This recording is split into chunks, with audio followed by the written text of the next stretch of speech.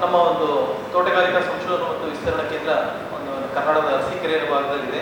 ಇಲ್ಲಿ ಅಖಿಲ ಭಾರತೀಯ ತೆಂಗು ಸಂಶೋಧನಾ ಸಮನ್ವಯ ಯೋಜನೆಯ ಎಲ್ಲ ಒಂದು ಪ್ರಯೋಗಗಳು ಕೂಡ ನಡೀತವೆ. ಒಂದು ಈ ಒಂದು ತೆಂಗು ಬೆಳೆಯ ಉತ್ಪಾದನೆ ಮತ್ತು ತೆಂಗು ಬೆಳೆಗೆ ಬೀಳ್ತಕ್ಕಂಥ ಕೀಟಗಳ ಬಗ್ಗೆ ಮತ್ತು ತೆಂಗು ಬೆಳೆಗೆ ಬೀಳ್ತಕ್ಕಂಥ ರೋಗಗಳ ಬಗ್ಗೆ ಇಲ್ಲಿ ಒಂದು ಅಧ್ಯಯನ ನಡೆಸ್ತಾರೆ. ಅಂದರೆ ನಮ್ಮ ಭಾರತದಲ್ಲಿ ಏಕಕಾಲಕ್ಕೆ ನಡೀತಕ್ಕಂಥ ವಿವಿಧ ರಾಜ್ಯಗಳಲ್ಲಿ ಒಟ್ಟಾರೆ ನಮ್ಮ ದೇಶದಲ್ಲಿ ನಡೀತಕ್ಕಂಥ ಎಲ್ಲ ಒಂದು ಪ್ರಯೋಗಗಳನ್ನ ಕೂಡ ನಮ್ಮ ಒಂದು ಕರ್ನಾಟಕದ ಭಾಗದ ಅರಸೀಕೆರೆಯಲ್ಲಿ ನಾವೆಲ್ಲ ಪ್ರಯೋಗಗಳನ್ನ ಅಲ್ಲಿ ನಡೆಸ್ತೀವಿ.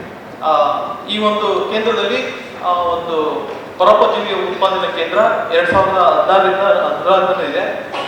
ಈಗ ರೈತರಿಗೆ ಎಲ್ಲರಿಗೂ ಕೂಡ ಈ ಒಂದು ತೆಂಗು ಬೆಳೆಗೆ ಕಾಡ್ತಕ್ಕಂಥ ಒಂದು ಕಪ್ಪು ತಲೆ ಹುಳಕ್ಕೆ ನಿರ್ವಹಣೆ ಮಾಡೋದಕ್ಕೆ ಪ್ರಮುಖವಾದಂಥ ಒಂದು ಈ ಪರೋಪಜೀವಿ ಅಂತ ಈ ಗೋನೇರಿಯಸ್ ಮತ್ತೆ ಪ್ರಕಾನ್ ಬ್ರೆವಿಕಾನಿಸ್ ಇವೆರಡನ್ನ ಅಲ್ಲಿ ನೇರವಾಗಿ ಒಂದು ಉತ್ಪಾದನೆ ಮಾಡ್ತಾರೆ.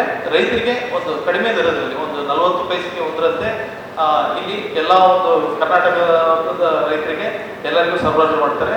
ಎಲ್ಲ ರೈತರುಗಳು ಆದಷ್ಟು ಅವರು ನಮ್ಮ ಹತ್ತಿರದ ಒಂದು ಅರಸೀಕೆರೆ ಕೇಂದ್ರದಲ್ಲಿ ಹೋಗ್ಬಿಟ್ಟು ಆ ಒಂದು ಪರೋಪಜೀವಿ ಕೇಂದ್ರದಲ್ಲಿ ಬೇಕಿದ್ರೆ ಪಡೆಯಬಹುದು.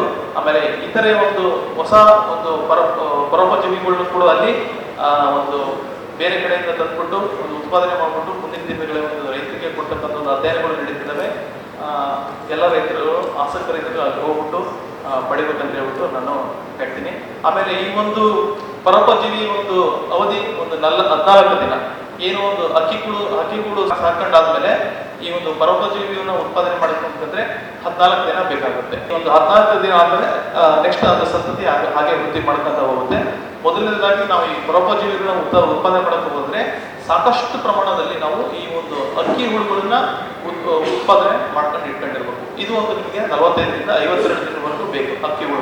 ಅಕ್ಕಿ ಹುಳುಗಳ ಸಂಖ್ಯೆ ಹೆಚ್ಚಾಗಿ ನಾವು ಉತ್ಪಾದನೆ ಮಾಡಿ ಇಟ್ಕೊಂಡಿದ್ದಲ್ಲಿ ನಾವು ಈ ಒಂದು ಪರೋಪಜೀವಿಗಳನ್ನ ಸಾಕಷ್ಟು ಉತ್ಪಾದನೆ ಮಾಡಬಹುದು. ಅಂದ್ರೆ ಈ ಒಂದು ಪರೋಪಜೀವಿ ಅಂದ್ರೆ ಒಂದು ರೈತರಿಗೆ ಒಂದು ಬೆನಿಫಿಟ್ ಆಗ್ತಕ್ಕಂಥ ಹುಳು. ಆಮೇಲೆ ಇದು ಬೇರೆ ಕೀಟಗಳಿಗೆ ಏನು ಬೇರೆ ಕೀಟಗಳಾಗಿರ್ಬೋದು, ಆಮೇಲೆ ರೈತರಿಗೆ ಇರ್ತಕ್ಕಂಥ ಒಂದು ಬೇರೆ ಬೆಳೆಗಳಿಗಾಗಿ ಯಾವುದಕ್ಕೂ ಹಾನಿ ಮಾಡೋದಿಲ್ಲ.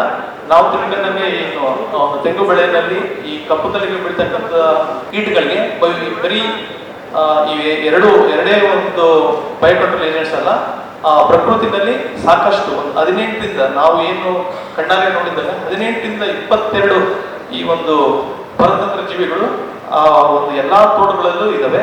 ಇದನ್ನ ಸಂರಕ್ಷಣೆ ಮಾಡೋದು ರೈತರ ಒಂದು ಆದ್ಯ ಕರ್ತವ್ಯ. ಸಾಕಷ್ಟು ಈ ಒಂದು ಇತ್ತೀಚೆಗೆ ಬರ್ತಕ್ಕಂಥ ಒಂದು ಕೀಟನಾಶಕಗಳನ್ನ ಹೇರಳವಾಗಿ ಸಿಂಪಡಣೆ ಮಾಡೋದ್ರಿಂದ ಸಾಕಷ್ಟು ಈ ಒಂದು ಪರತಂತ್ರ ಜೀವಿಗಳು ರೈತರಿಗೆ ಉಪಯುಕ್ತವಾದಂತಹ ಕೀಟಗಳು ನಶಿಸಿ ಹೋಗ್ತಾ ಇದ್ದಾವೆ. ಆದಷ್ಟು ಸಾಧ್ಯವಾದಷ್ಟು ಒಂದು ಈ ಒಂದು ಪರತಂತ್ರ ಜೀವಿಗಳಿಗೆ ತೊಂದರೆಗೀಡತಕ್ಕಂಥ ಕೆಮಿಕಲ್ನ ಕಡಿಮೆ ಮಾಡಿ ಈ ಒಂದು ಗ್ರೀನ್ ಲೇಬಲ್ಡ್ ಇನ್ಸೆಕ್ಟಿಸೈಡ್ ಏನೊಂದು ಸೆಂಟ್ರಲ್ ಇನ್ಸೆಕ್ಟಿಸೈಡ್ ಬೋರ್ಡ್ ಇಂದ ಈ ಒಂದು ಹಸಿರು ಗ್ರೀನ್ ಲೇಬಲ್ಡ್ ಇನ್ಸೆಕ್ಟಿಸೈಡ್ ಒಂದು ಹಸಿರು ಕೀಟನಾಶಕಗಳನ್ನು ಏನು ರೆಕಮೆಂಡ್ ಮಾಡಿದ್ದಾರೋ ಅಂಥವನ್ನ ಜಾಸ್ತಿ ಉಪಯೋಗಿಸಿ ಅಂತ ಹೇಳ್ಬಿಟ್ಟು ಈ ಒಂದು ತೆಂಗು ಬೆಳೆಗಳಲ್ಲಿ ಈ ಒಂದು ಪರೋಪಜೀವಿಗಳು ಮತ್ತು ಪರತಂತ್ರ ಜೀವಿಗಳು ಮತ್ತು ಪರಪಕ್ಷಿಕ ಕೀಟಗಳನ್ನ ಸಂರಕ್ಷಣೆ ಮಾಡೋದಕ್ಕೆ ಒಂದು ರೈತರು ಅದರ ಬಗ್ಗೆ ಸ್ವಲ್ಪ ಮಾಹಿತಿಯನ್ನು ತಿಳ್ಕೊಂಡು ಈ ಒಂದು ಸಂರಕ್ಷಣೆ ಮಾಡೋ ಕಾರ್ಯದಲ್ಲಿ ಇನ್ವಾಲ್ವ್ ಆಗಬೇಕು ಅಂತ ಹೇಳ್ಬಿಟ್ಟು ನೀವು ಒಂದೆರಡು ಮಾತುಗಳನ್ನು